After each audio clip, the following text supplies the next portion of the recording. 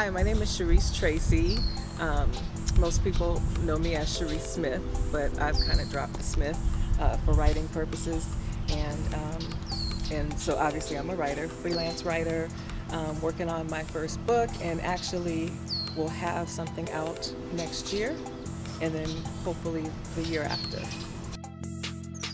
So I was actually born in Philadelphia, California. My family moved out here in 1975, and we found our way to Pasadena probably about a year after living in Monterey Park, Alhambra area. And so between Pasadena and Altadena, we kind of just, had about 4 or 5 different spots before we settled on Howard Street. Reformation Christian Academy, which was located on Los Robles, right below Mountain. And it was a small private Christian school that that my mother wanted me to attend. They only had 100 students, which for her was great. For me, it was really annoying. But I went there up until the 6th grade, graduated, and then really just insisted that I go to a public school. I just wanted a different experience and wanted to meet other kids and wanted free dress and all of these things. And then I was just tired also of being in a school that was private and Christian. Like I felt like it was just too much. So then I went to Wilson for 7th and 8th grade, and then here at PHS. My high school experience was not a good one.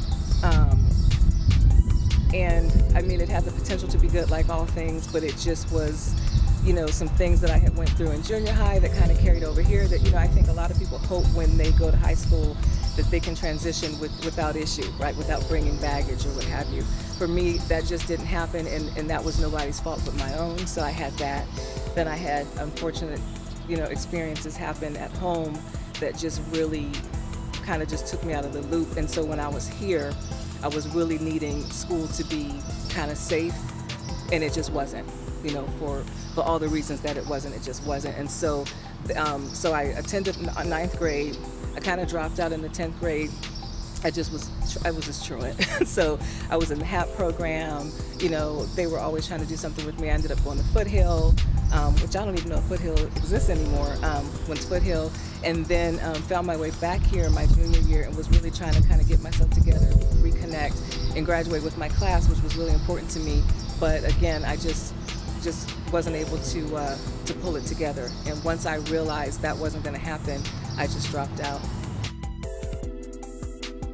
Well, number one, I mean, even though I dropped out of school, I was always working, right? I always had a job. I got my first real job at the IHOP over in Hastings Ranch that I just was told was gone, and I'm pretty mad about that. But so I got my first job there as a hostess, and they just recognized that I was just like, a real good worker, so they promoted me to waitress when I was 14. It was just something about being able to make my own money and have my own money that just, I was always consistent with that. So that work ethic, I guess, stayed with me. And once I wasn't in school anymore and in an environment that I didn't feel safe in, I think I was just able to thrive. And I realized just on my own, like we come to these things, how important education was, and that I needed to get it, however it is that I was going to go about doing that. But I was hung up at that time on the fact that I didn't have a high school diploma, and going back to various adult schools and whatnot, and just being told it was going to just take forever for me to get my degree. And I'm like, screw this. I'm not going to take 4 years to get something that should only take 2. So I just had the idea to enroll in community college. And I don't know if you can do that now, but back then I was able to enroll without a diploma. And I went to Citrus. I was there 7 years. So, I literally took every class that they had and then some. But I was able to get my associate's degree. And I think it was just, having that for me, everybody doesn't need it, but for me, that sense of accomplishment just meant everything to me. And once I knew that I could do it, once I knew that I was worthy, all of those things that education is for me, just inspired me to keep going. And that's what I did. It wasn't like, I didn't set out to get a bachelor's degree. I never set out to get a master's degree. None of those things. Honestly, I didn't think I was smart enough. But once I achieved that one thing, then I was able to establish that next goal, and then just kind of keep going from there. So that's kind of the evolution of my education.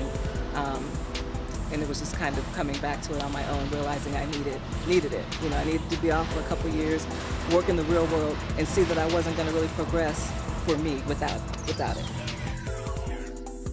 people that know me, maybe some of my old friends will know that I was always writing. I remember like my father's first, Smith Corona or whatever, and just typing and just always typing letters, always feeling the need to get whatever I had out. A professor said to me that he really felt like I had a skill and that I should be a writer.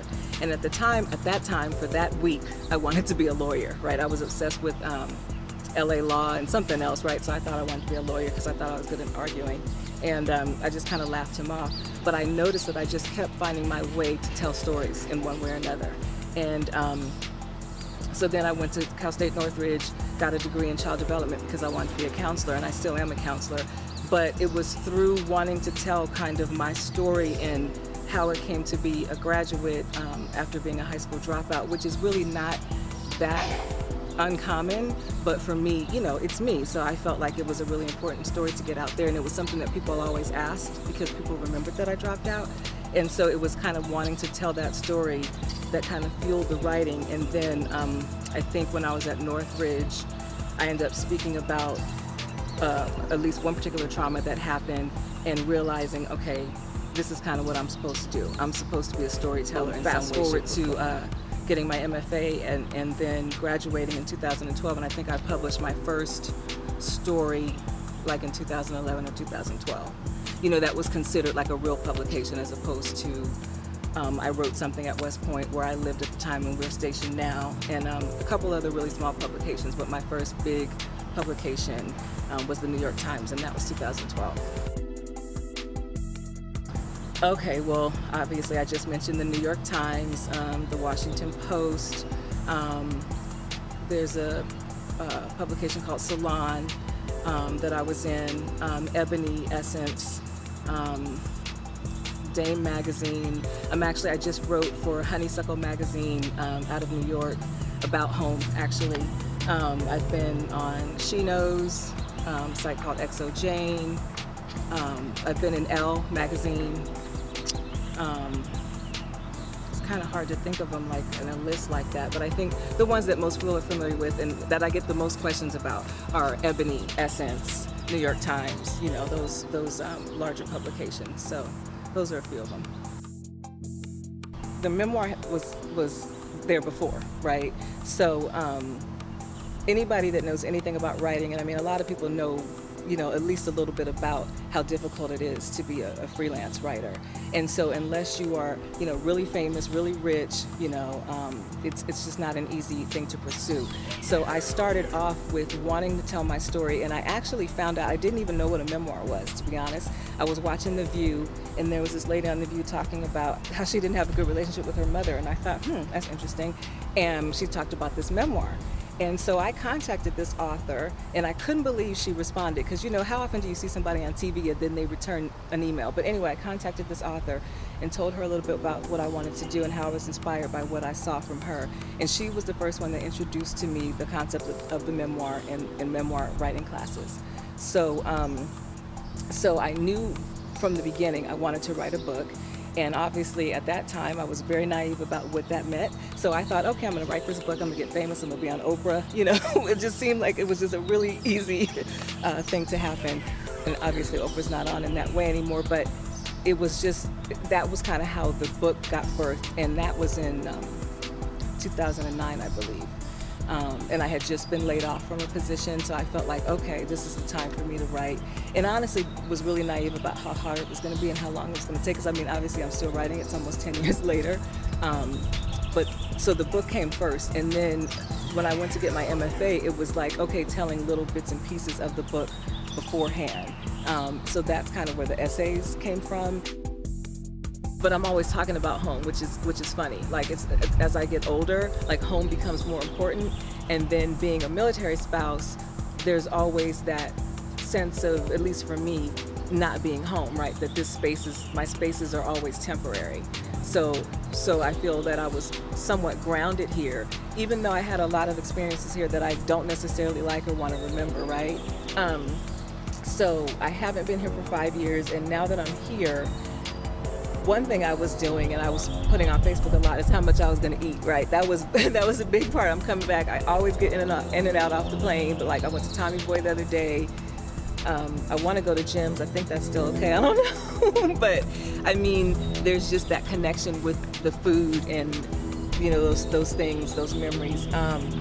But it feels really good because it feels like if you've always lived in the same place, and I get this a lot of times, people don't understand, oh, why are you making such a big deal about Pasadena, or why are you making such a big deal about a burger or whatever. It's like, okay, well, if you've never not had those things, it's really hard to explain. But if you've been away, even when kids go to college and then they come back, you know, they have a different appreciation. So I realize, you know, Pasadena is just part of who I am, you know, and so it feels really good to be back here and just in this space and being able to see some of the changes, but also be able to see what I remember, you know,